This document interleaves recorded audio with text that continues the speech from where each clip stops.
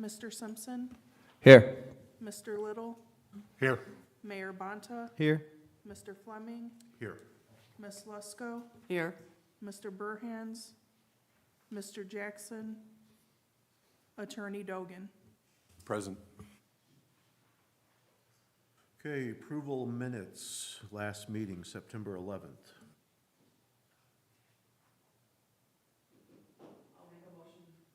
To approve the September 11th meeting minutes. Second. Any discussion? The only thing that I noticed that during our discussion on the rate increases, some of Barb's details were left out. I don't know if that's important right now, but if it is necessary, we'll make sure we get those read into the minutes.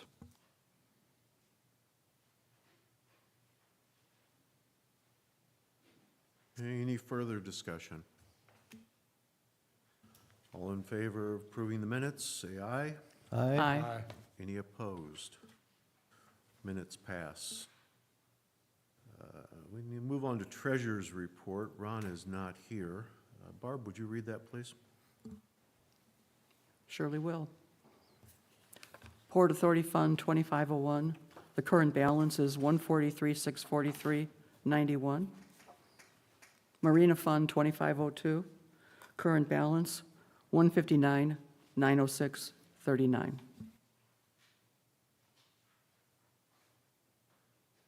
Okay. We need a motion to approve the report. Motion to approve is read. I'll second. Okay, any discussion? Okay, Treasurer's Report passes. We now move on to claims. Barb, if you could read those in too.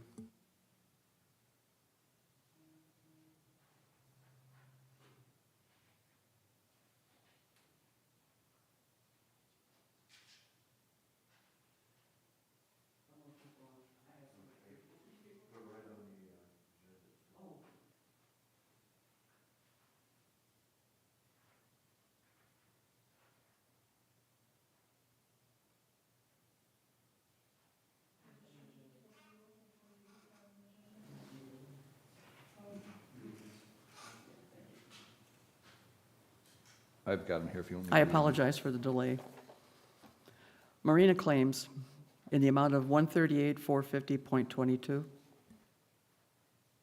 Port Authority claims in the amount of $618.75. Okay, need a motion to approve claims. Motion to approve is read. I'll second. Open discussion. So with the claims minus the Marina current balance, there's only 20-some thousand left. My question is, when are all the checks? I know we recently received some new money from the grants. I just want to know when those would be showing up. They'll show up on your October reports. They're already receipted in. Thank you very much. Any other discussion? All in favor of passing claims as read, say aye. Aye. Any opposed? Claims passes. Move on to committee reports. Legal, Mr. Dogan. Yes, thank you. Nothing extraordinary to report, although I did do fairly extensive research into Resolution 2025-01, and I will be prepared to discuss it and some ancillary issues when it comes up at this meeting. Thank you. Okay, thank you. Marina Facility, Barb? Okay, for September, we had a total of 399 daily launches. There were a total of 49 overnight stays on the transient dock. And currently, we are taking deposits for 2026 season.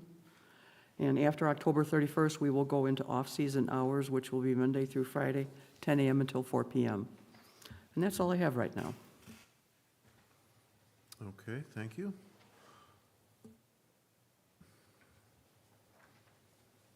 Any safety-related items that anyone may have?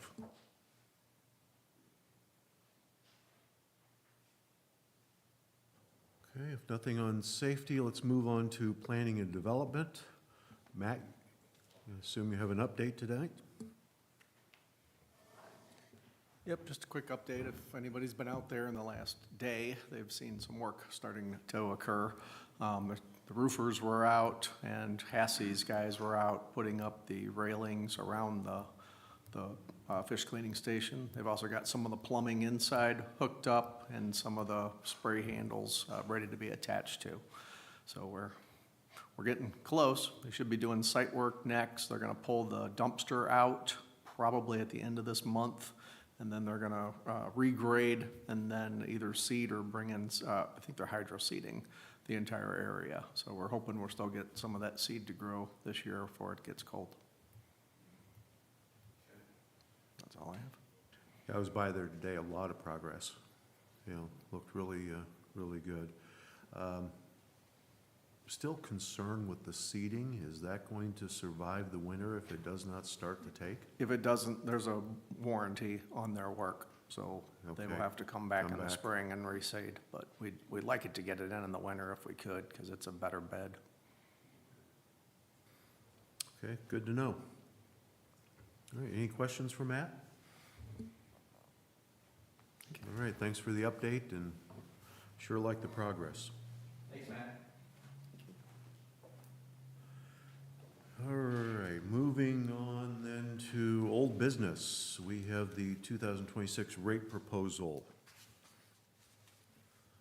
In our last meeting, we decided not to make a decision on that based upon, I believe, budget. Budget has been presented.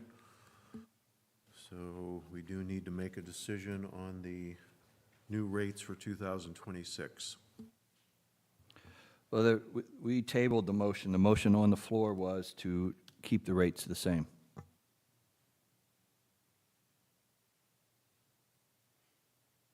I believe it, yeah, and then we did move to hold for budget, if I remember correctly. Correct. We tabled it till we received the budget, but the motion is still on the floor. To keep the rates the same.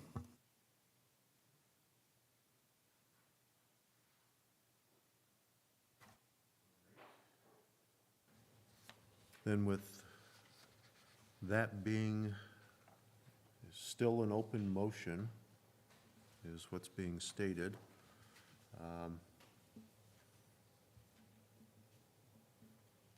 We would then continue discussion and move to vote. Okay, I do have some points to make. Yes, we did get the budget this time, which is good. We'll be able to discuss that later. The budget for next year and the one that we are currently in right now, there's only a $47-some difference between the two. So there's no big increases in budget that we need to increase revenue for. If we look at revenue year-to-date, $365,000, and then use 2024 numbers for October, November, and December of $10,000, $27,000, and $27,000, which were last year's numbers. 2025 expected year-to-date would be $229,000. In 2024, end-of-year total was $430,000. So basically, we're bringing in the same, we brought in the same amount this year as last year. However, if you look into it a little bit more, last year we did have an increase of $5 per foot, and that was on all the slips. So that's approximately a 9% increase, which should have led to approximately an additional $30,000 that we brought in this year. But right now, the way we're tracking, it's not going to be an increase, which leads to what Barb has been saying all year long, that we have not been filling slips. So that's another reason why I think that there's no need to do it right now. If we filled the slips, that would increase overall revenue. And if you look at from now till the end of the year, we still have $110,000 unspent, and we're going into the months where we don't really spend that much. And that would have actually been 120 if we hadn't given 10,000 to the fire department. So there's no revenue deficit that's going to be in next year. So once again, that's why my motion is to keep the rates the same.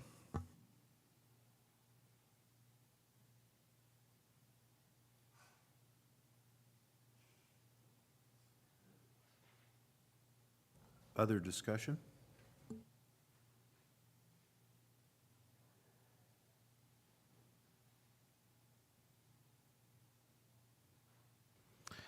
Barb, how confident are we about the gas bill and the electric bill, given the significant jump that we had earlier this year that threw off our plans for this year? To put it simply, we don't get any special discounts for being the government when NIPSCO raises a rate. And I was wondering just how much this budget anticipates that going up and where we need to be concerned about.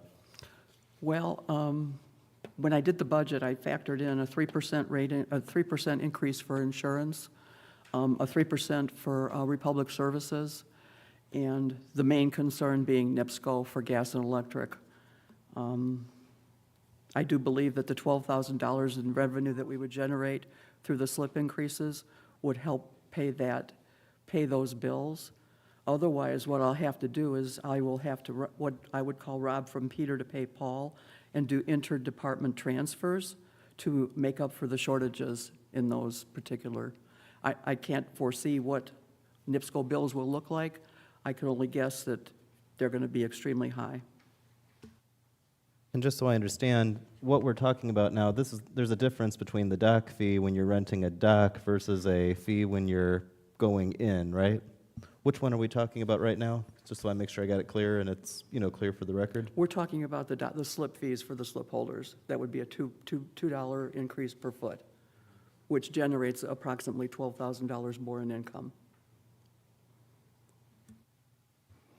The budget, the proposed budget currently shows for 2026 over this year, an increase of $3,000 for electric, $2,000 less for gas, $3,000 less for water. So it seems that those numbers are being covered in the proposed budget.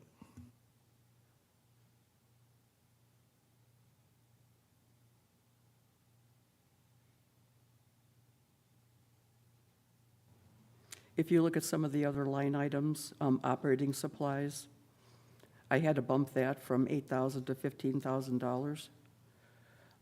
If you compare that, there's a significant increase in that because anything that we buy now, paper products, hoses, faucets, all those prices are considered, they've gone up considerably so. So I wanted to make sure that I had enough in that category to cover the foreseeable expenses that I foresee in the future.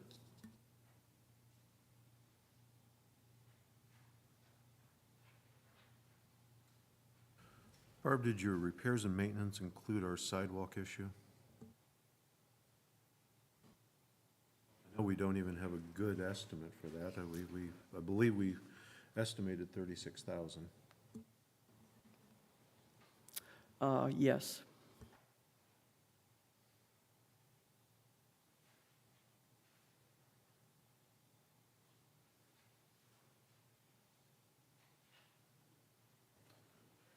But if you go down to the docks, you'll see where the sidewalk is actually considerably worse than what it was about 3 weeks ago.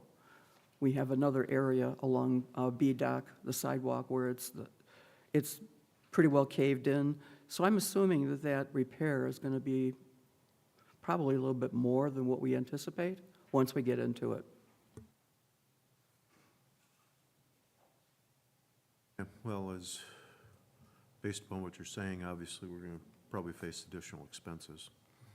And then it's, It seems like What's we all next? agree about the need to do more repairs and maintenance at the marina, but the marina is not something that gets a tax levy draw or something that comes in from the public. It's funded like a business. Not to sound too conservative, but, you know, I mean, this is essentially the issues that come about when a government entity is running a private business. You know, at the end of the day, that's what the marina is.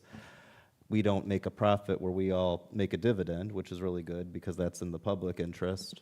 At the same time, if we're all in agreement that the marina needs repairs, needs work, and it's not being funded against the will of any taxpayer, it's being funded by the choices people make as consumers to use the marina, I think it's important we don't confuse the two different types of entities, right? Like if we were talking about raising taxes on people who have no choice, or if we were talking about raising a rate such as like a NIPSCO-style rate, something where it's drawn from you and you reasonably expect people to use it, at the end of the day, this is a business. And so really, I think the question before this board is, are we talking about raising a rate so that the people who choose to use our business can have enough money put in to make improvements at it?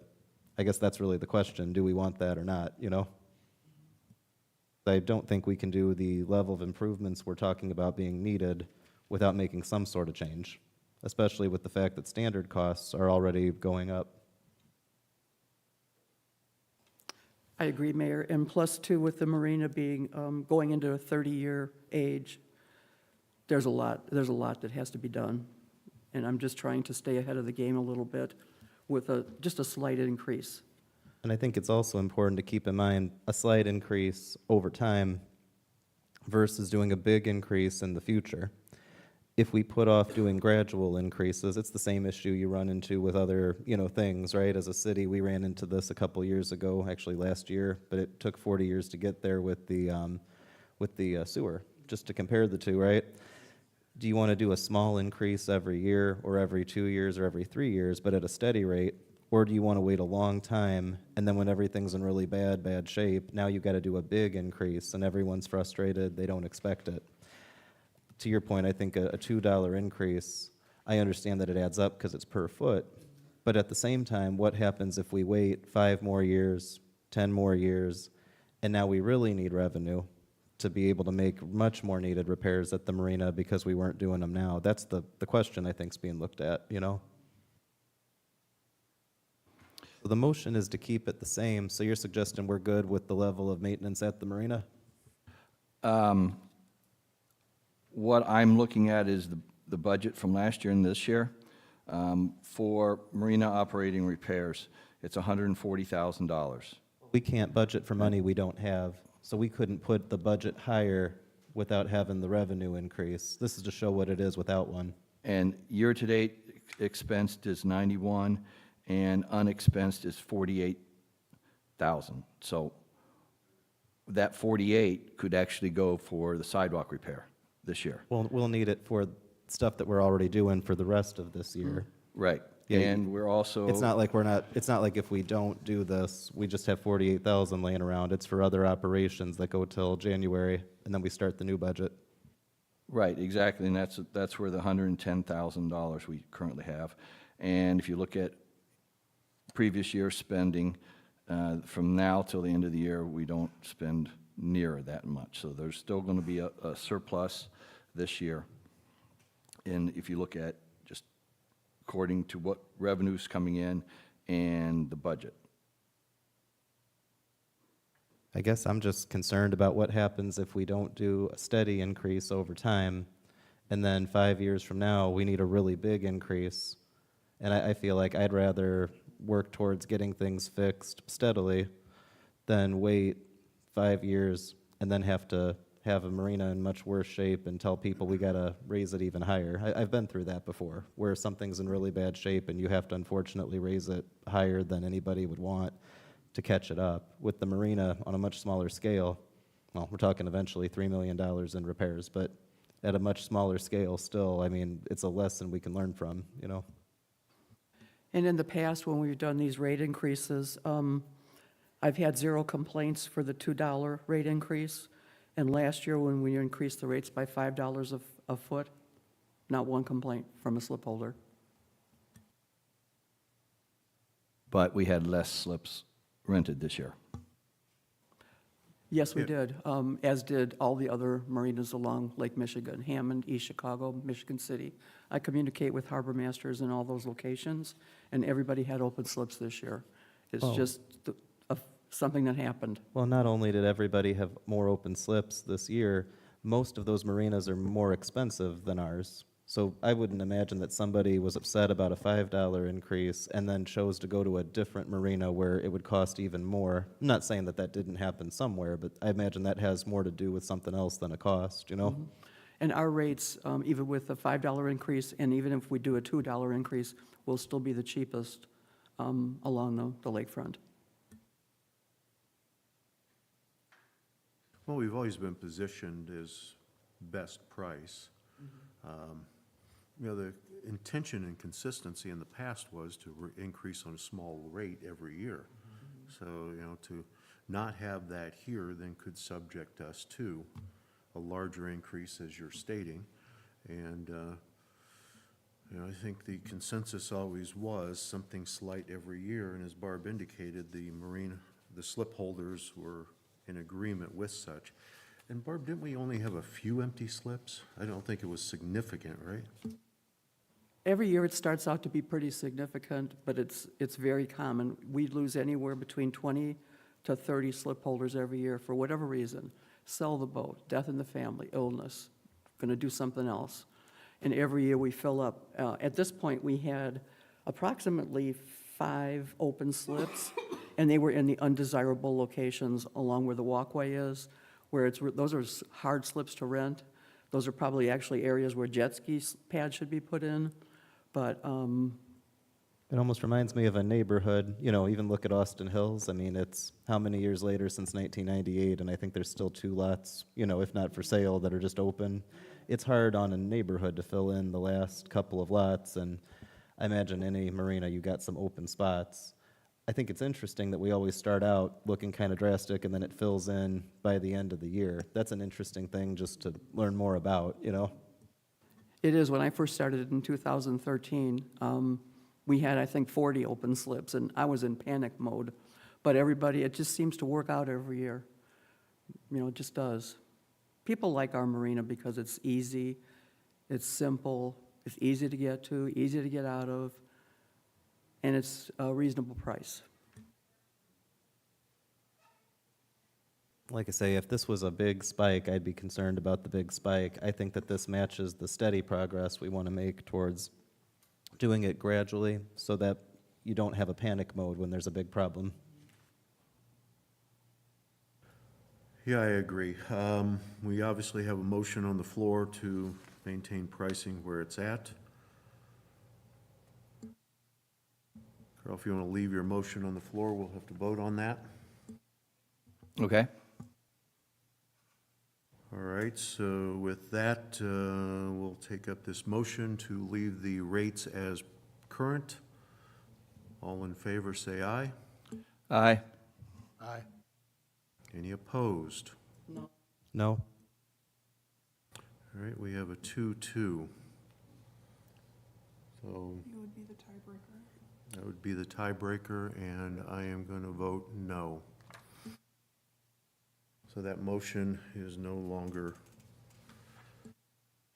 I'll make the motion to institute the proposed $2. I don't mean to say $2 from Barb, but as proposed. I'll second that, Mayor. okay, discussion on that motion to increase by $2 per foot. I think just to put it simply, I think that if we're not doing gradual changes at a steady pace, we're eventually putting ourselves in a position where necessary maintenance isn't being done over a sustained period of time. And then eventually you reach a point where there's an emergency, where you have to make repairs and you have to raise the rates by a lot. In my experience, that's not what you want any constituent customer to have to deal with, whether you're in the public sector or the private sector. And it's okay if people philosophically disagree with me, but I think that this board, even though we're not for profit, even though we are a government entity, I think that we veer more like a private sector, really, than a public. At the same time, we still reinvest everything that we receive. So on that note, I just think that this is a smarter policy to do gradual increases rather than to wait and then do a really big one.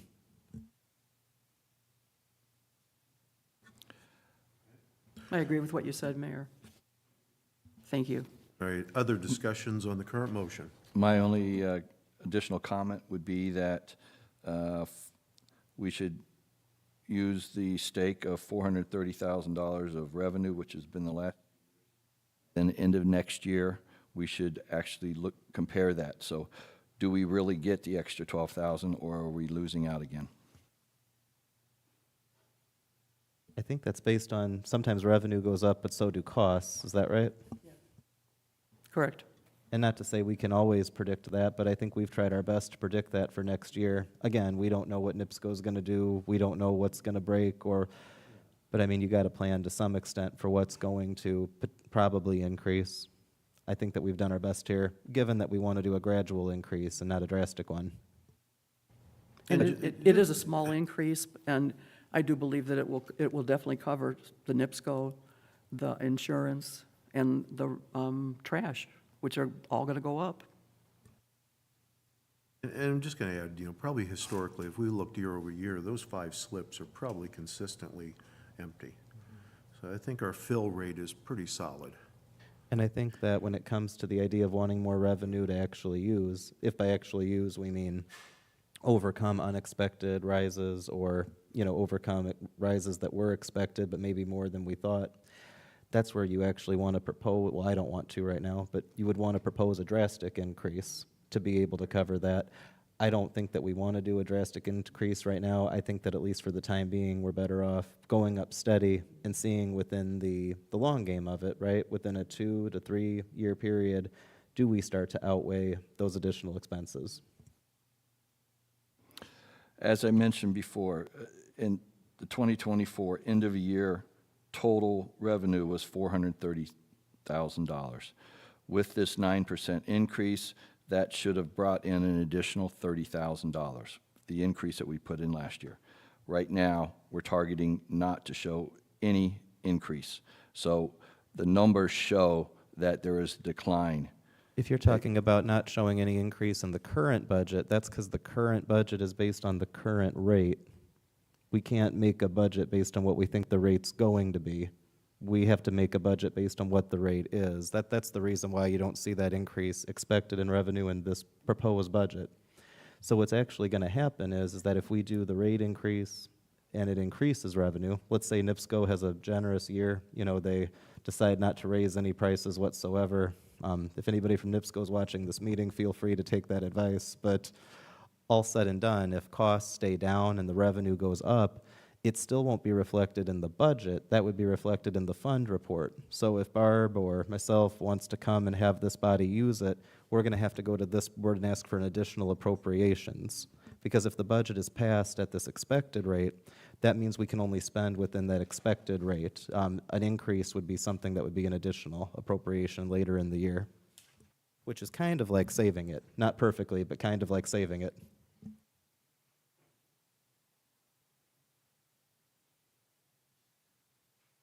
All right, any other discussion on this motion? Let's vote on this motion. All in favor of passing, say aye. Aye. Aye. Any opposed? Nay. I say aye. Motion passes.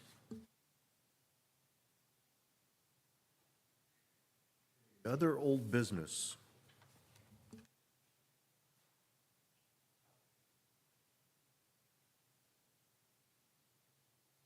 We'll move on to new business.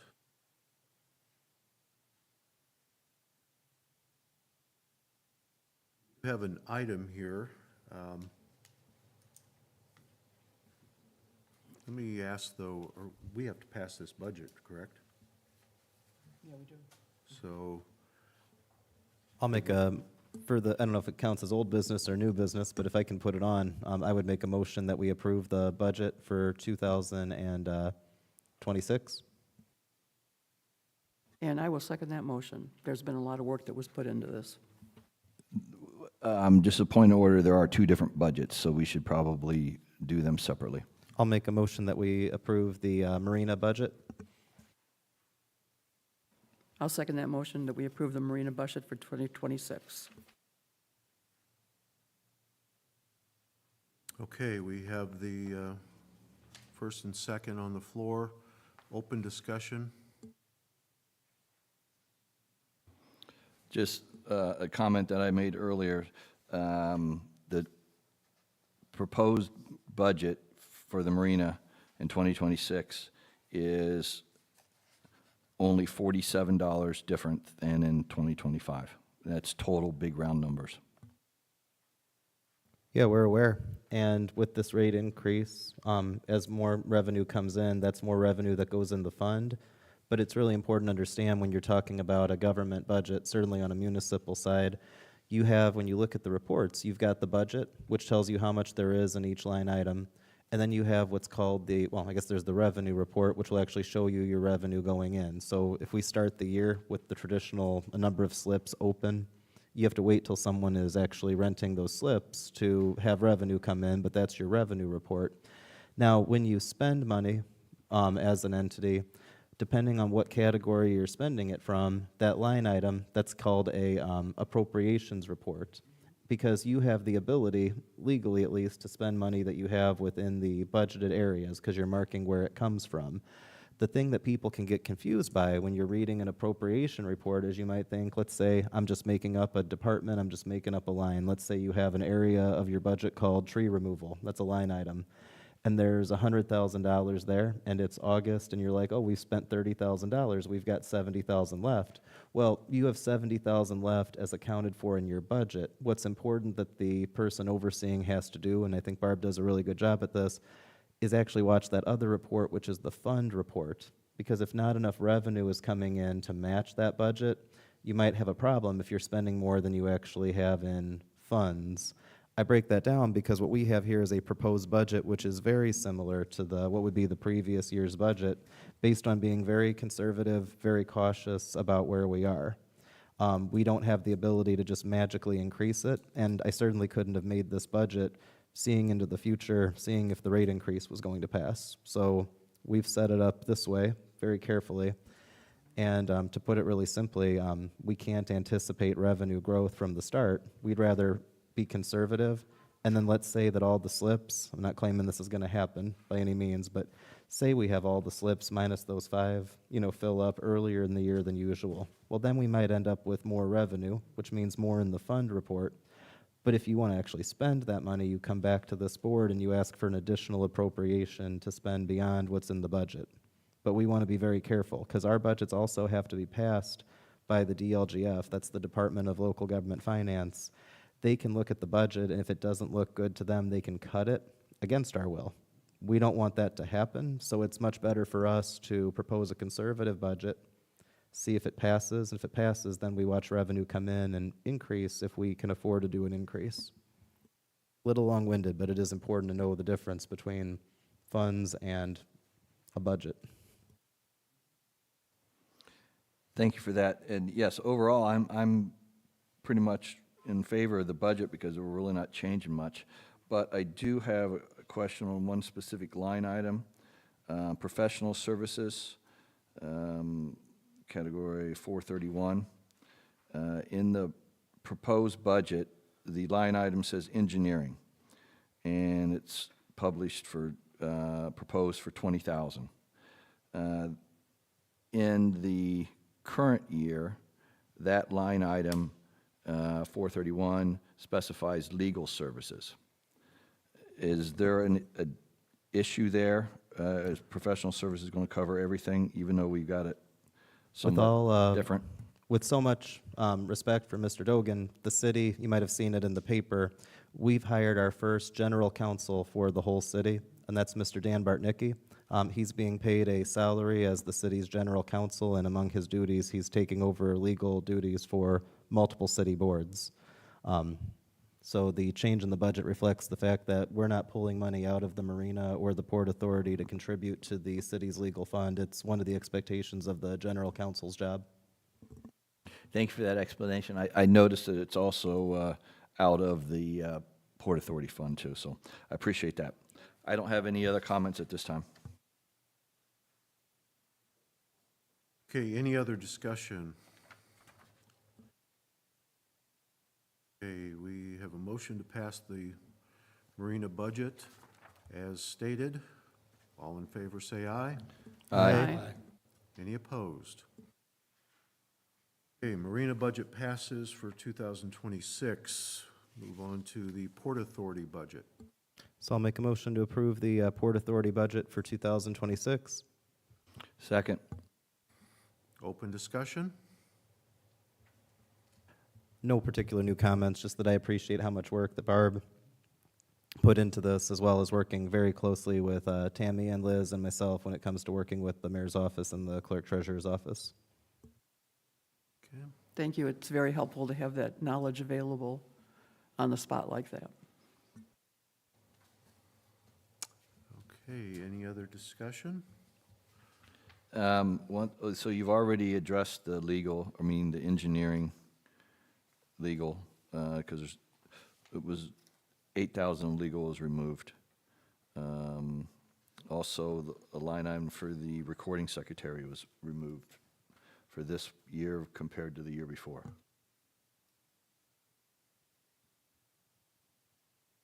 There are some changes going on in the clerk treasurer's office when it comes to where different people are working.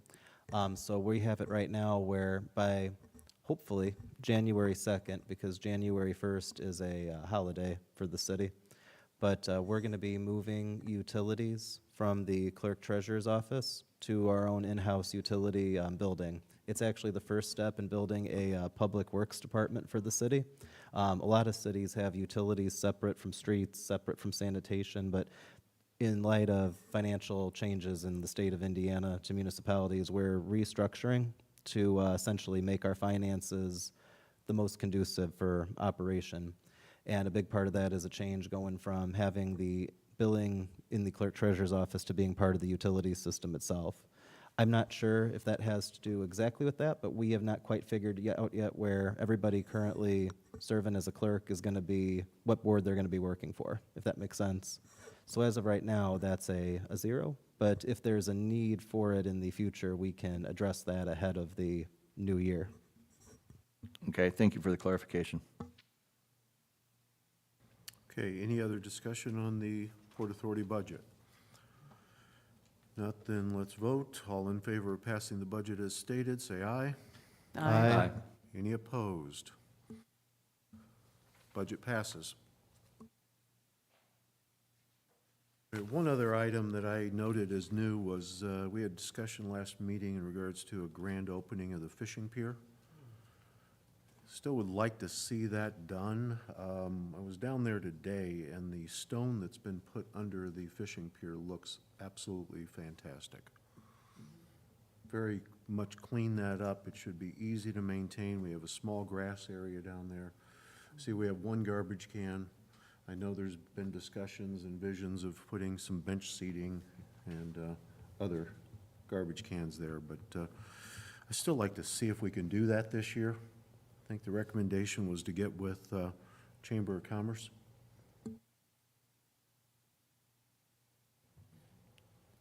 Yeah, and I think from my knowledge of what the chamber is doing, they said that they wanted to delay the ribbon cutting for the fishing pier to combine it with the fish cleaning station. Well, with that recommendation, it's going to be probably spring before we can do both. As we're most not, we'll hopefully be up and functioning, but then move to winterization on the fish cleaning station. And the fishing pier is already in use. There's anywhere from 2 to 3 cars that park down there that are using the fishing pier at It's this going to feel moment. a little bit like the ribbon cutting ceremony. They were like, we've already been here. But Yeah, anyone I've talked to that's using it is very impressed and happy with it, so. So with that, we'll then move to spring. Is that what we'll have to do? I'm in the So- process of getting prices too for benches, garbage receptacle, and cigarette butt receptacles. You know, that will weather the season down there because it's going to be a pretty harsh element. Okay, we'll target sometime spring for both. The other item here is transfer marina to park. I think they had some notes you're saying that we should take a look at in regards to feasibility, legalities, and just potential issues involved. Yes, if you're looking to me, Yes, I'm sorry. done a little bit of research into this, and yes, Indiana Code 810-517 et sec. Seems to be the enabling statute for the marina's creation, and yes, it does say that the, whatever authority created the marina can in fact abolish it or uncreate it. And so in the Portage Common Council, ordinance number 7515 in 1975 apparently did create the Port Authority. And so I believe the Portage Common Council does have the authority to dissolve it or abolish it. And so I believe that this is certainly possible. And then there were apparently some pertinent issues or sub-issues of the Marina Maintenance Fund I was concerned about. But I think that that is also possible to be transferred so long as it is accounted for in a separate fund always. That's the important thing to be remembered, but it's still possible. So in the event that we gave the marina to the park would be able to manage it, but the marina funds would have to be their own fund, probably managed by the park board, would you say?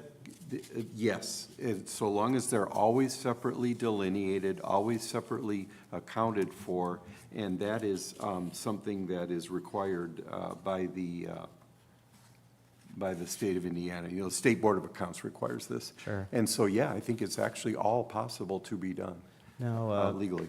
so I'm not saying And in we fact, Jeffersonville Port Authority does this, Michigan City Port Authority does this, and so, yes, this is possible. So my question would be, and again, I wasn't sure if this already had, and I'm not claiming we have the money right now. It might be 5 years down the road at the next ring. Every couple of years, every 5 to 10 years, we renew like the park bond, you know, for example. And we've used it to do some improvements around the park already. You know, we're working on it to do the temporary ice skating rink, you know, this year in the winter. I'm not claiming that we have enough to do all that's needed for the marina, you know, with it. But say 5 years from now, 10 years from now, the parks are in such a state that the incoming park bond, you know, is a certain size.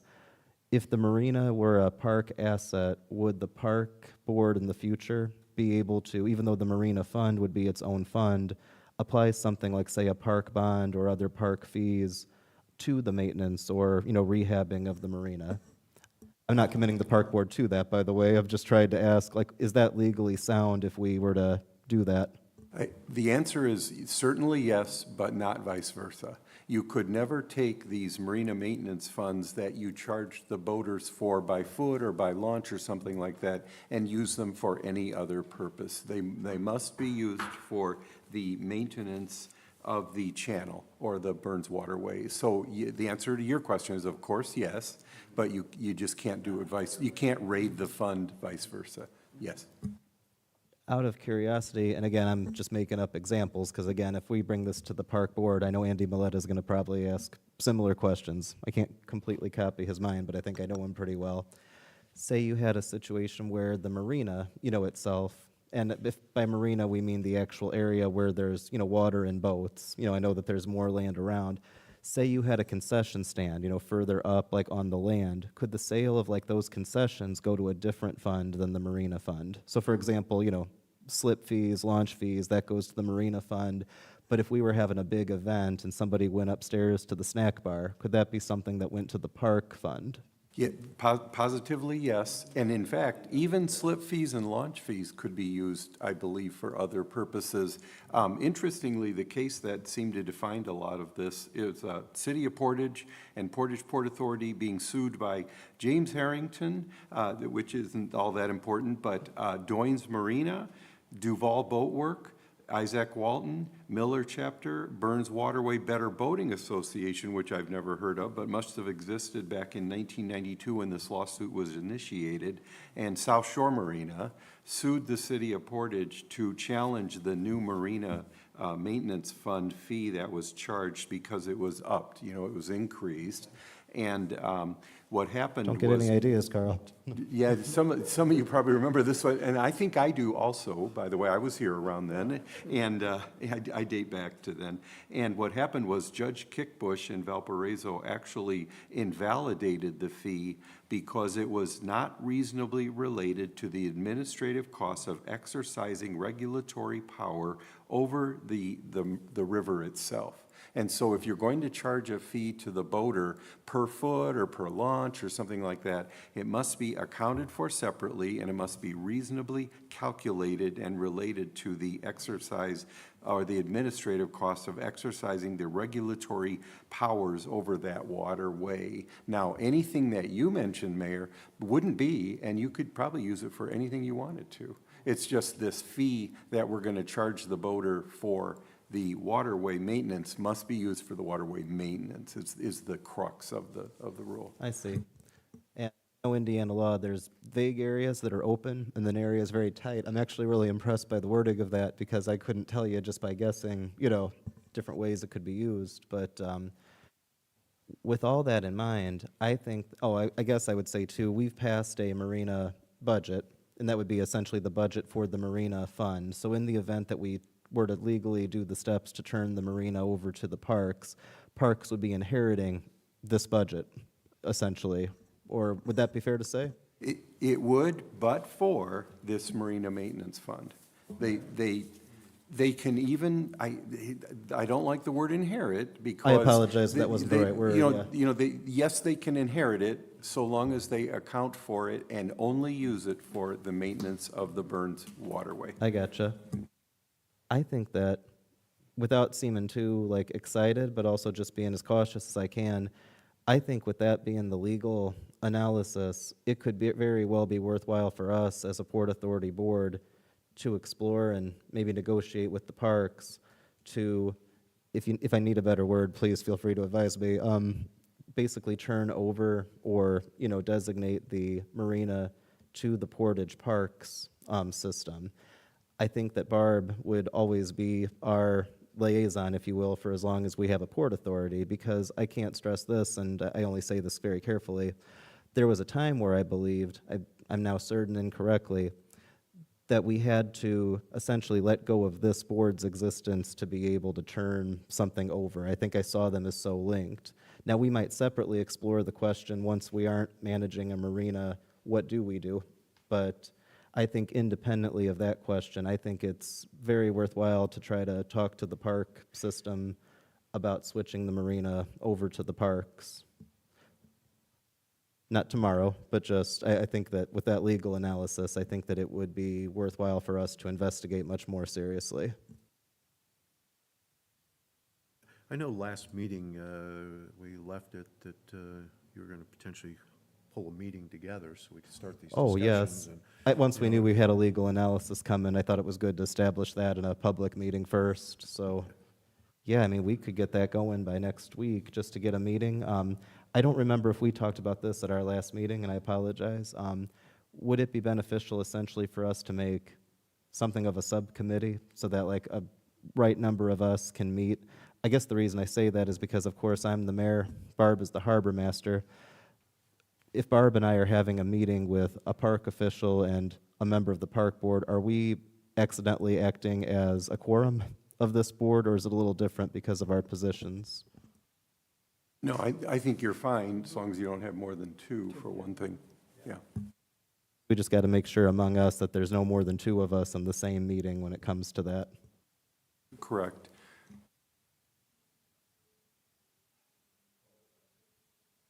Oh, well, then three then. Well, that's actually handy, because Jeff, I'd prefer it if you were there with us too.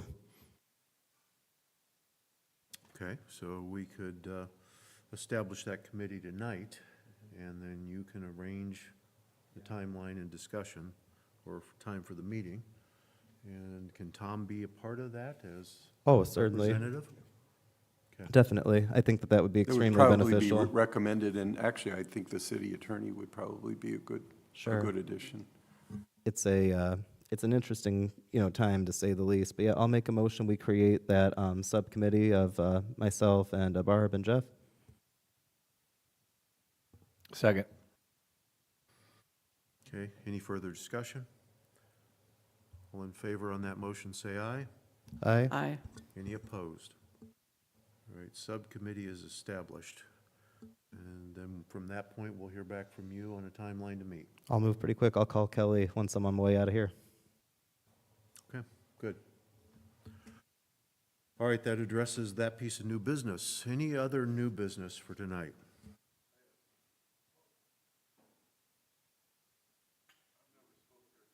No problem. If, What you could do is, if you come up here, you can come either to that microphone, or if you'd rather sit down, you can go to the desk. But if you could state your name and your address, and I'll clarify. You don't have to do that, but in the event that you ever had to send notification, to something or challenge a decision here, and it was required to make notice that you spoke, as silly as it is because you're on camera, stating your name and address is like the legal confirmation you were here. My name is Ed Erdelak, and I live in Chesterton, 202 South 9th Street. I need approximately 8 minutes of your time tonight, sir. all right, and for the board's information, we did add him to the agenda. It was just not noted. We did that prior to the meeting. And it was a request that was made, and I honored that. Okay. Good evening. My name is Ed Erdelak, and I've never spoken here before in a chamber. I believe my father may have in the past. My dad was Joseph Erdelak. He was the first fire chief here for Portage. Portage became a city in 1967, but officially the date is January 1st of 1968. Also in 1968, a fish called coho salmon made its way from Michigan, where they were stocked and traveled 200 miles to Indiana. The reason that the coho were stocked experimentally was because of an invasive species, the alewife.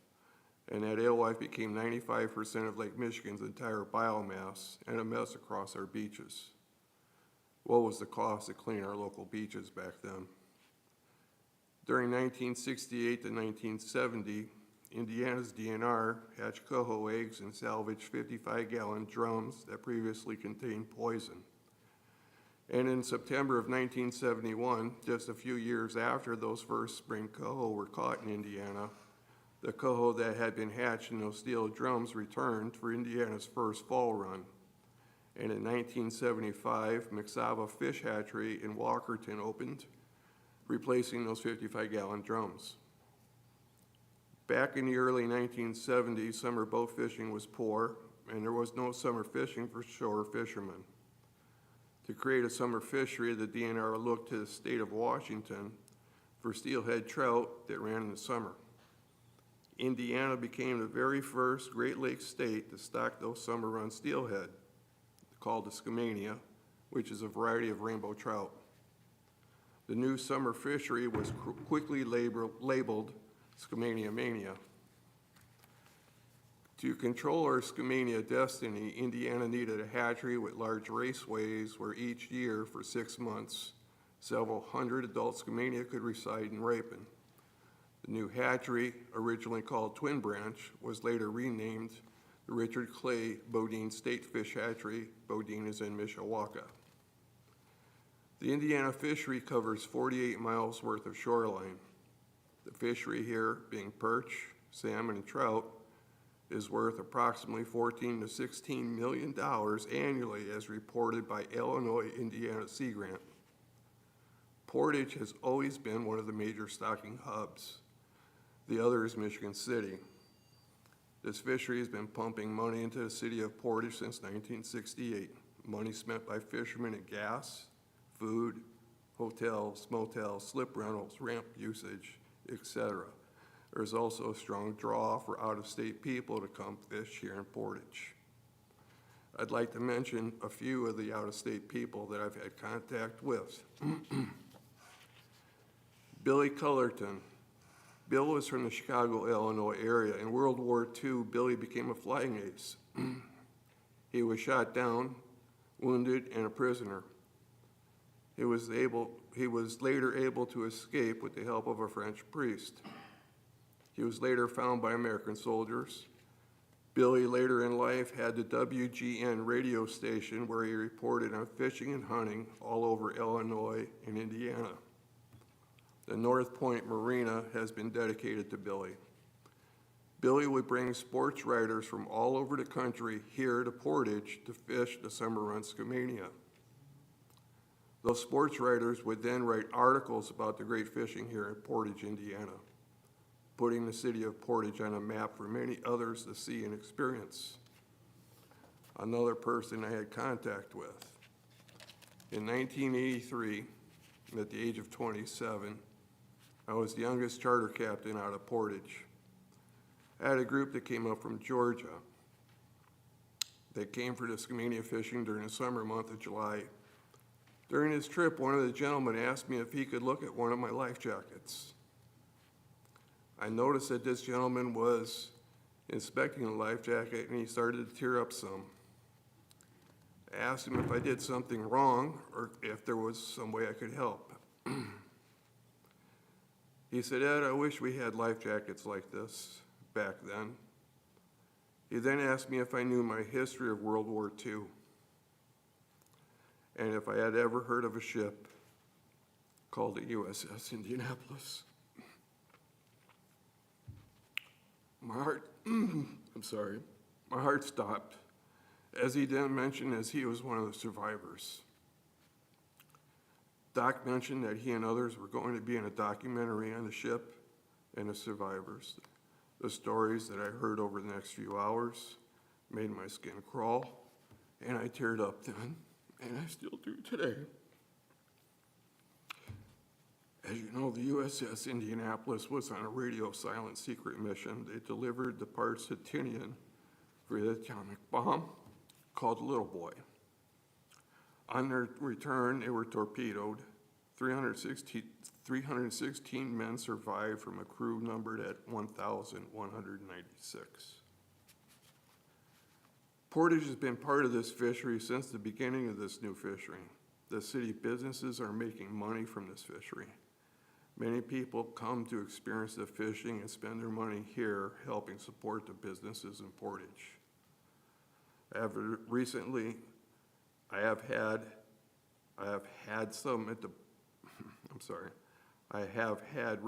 some at the marina say under their breath, "He's one of those fishermen," like I was some kind of disease or something. And you just might hear me answer back, "You're damn right I am one of those fishermen." And it's why I felt the need to describe the Indiana Lake Michigan fishery and what it means to me and others.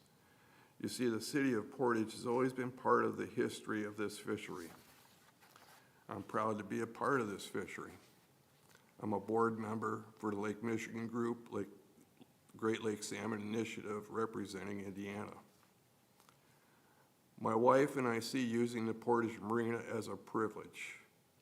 The marina is always kept nice, clean, the bathrooms are always in good shape, and the staff is always really good. Barb does a great job managing the marina, and I'm sure that the new fish cleaning station is going to be seen as a big improvement. The rules for the marina are clear, and everyone knows what the rules are.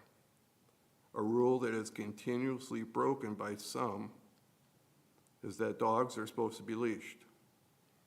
However, some of my fellow slip holders don't feel that they need to follow the rules.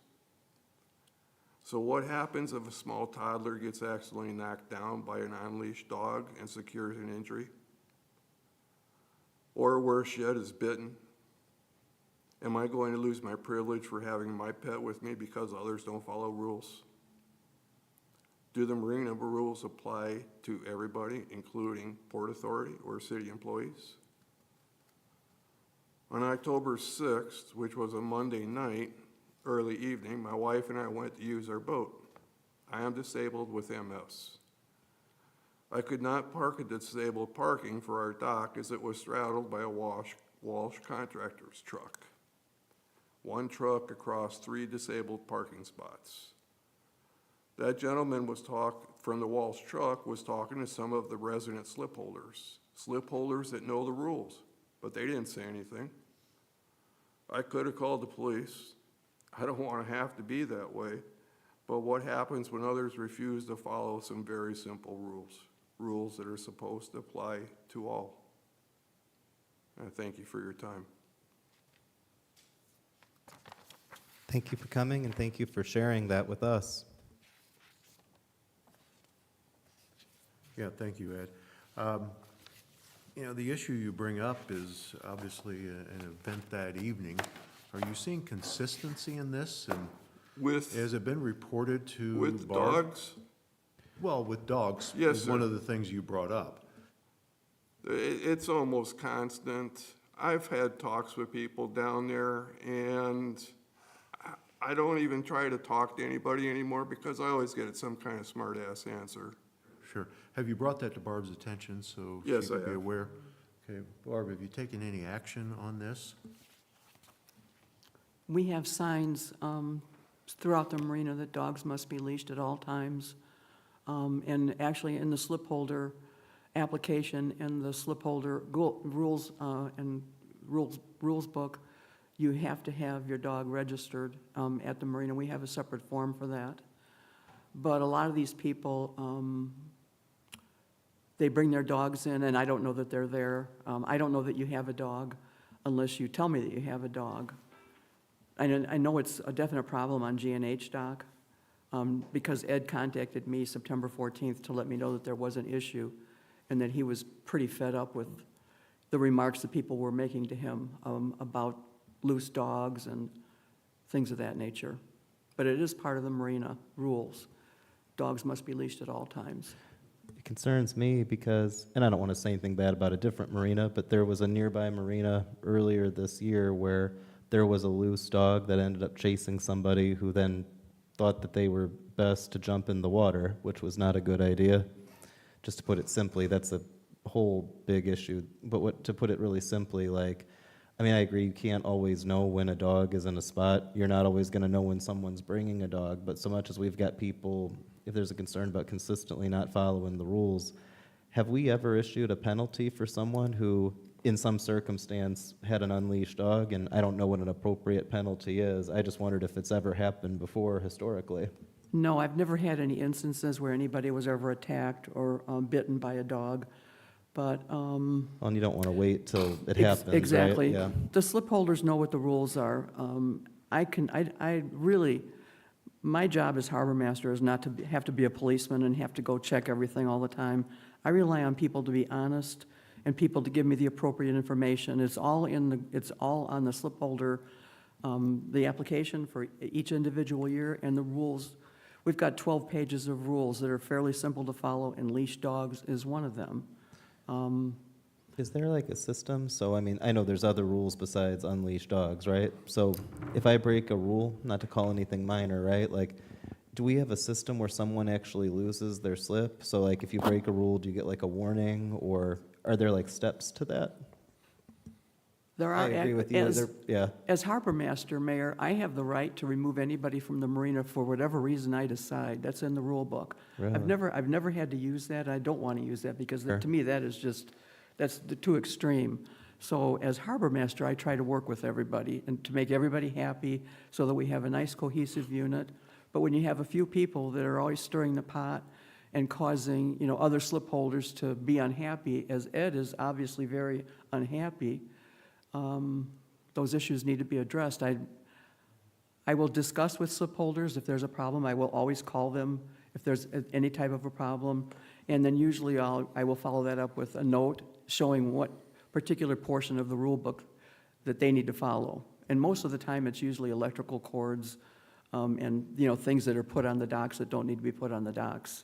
Well, and if you need, I can talk with animal control as well. I mean, we don't want to have a second office up there, but if there's ever a situation where you've got somebody who's not cooperating and they've got a dog who the dog doesn't know any better, it's a dog, but, they're not cooperating with their dog.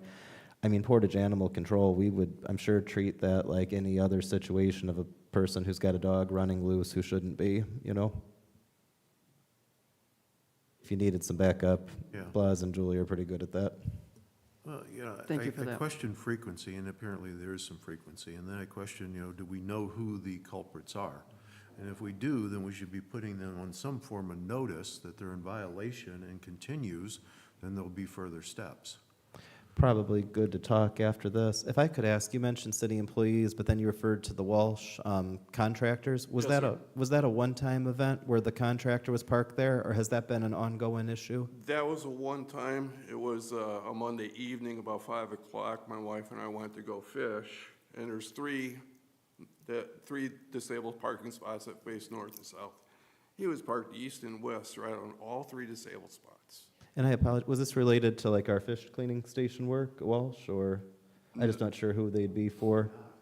No, Sometimes we have, I don't think Walsh is sometimes part we of have it. other companies that come out and do work, either doing work on the road. I'm not trying to deflect any responsibility. I just, you'd be surprised how often people call me because they're upset about something that like a Comcast guy or a NIPSCO guy is doing, but they see a guy in a vest and they think it's the city. But at the same time, if it's a city contractor doing work for us, we want to be aware either way, you know? Right. And please understand, I could have walked up and said something to him, but I'm at the point now where I'm thinking, he's parked across 3 blue disabled parking spots. He's talking 10 feet away from 2 other slip holders. They know the rules. They know those disabled spots are there. They didn't say anything to him. At that point in time, we took pictures. My wife has pictures of the situation. I don't want to have to call the police. I don't want to have to be that bad guy, but, why can't people just do things on their own? Sure thing. Can't they do the right things? Yeah. All the time? That would be ideal. I think we have a one-off here with the Walsh truck. Unfortunately, he made a bad decision where to park. With the dogs, appears we have some consistency. I think we should consider dealing with those culprits of the violation of dogs and take it further as necessary. Ed, do you know how many dogs are on your dock? I mean, I don't think the dogs that I'm talking about are on H dock. I believe they're on the docks to the west of me, which would be east of me. that'd be G Okay. dock? There's 3 or 4. Okay. 2 or 3 of them are fairly large dogs, and one's a smaller dog. Okay. I'll try to do some investigation to Okay. find out exactly who they are. Thank you. Thank All right. you. Thank you for your time tonight. All right, with that, I believe we've accomplished everything. Move to adjourn. We need a motion? Motion to So adjourn. moved. Oh, Yeah. hang on a second, Mr. You're not on the agenda tonight, is that correct? Yeah, if you would like to be on the agenda, call in prior to the meeting. Okay? All right, we have a motion. Somebody said yes. We have a second. Second. With that, meeting's adjourned. Everybody have a good night. Thank you.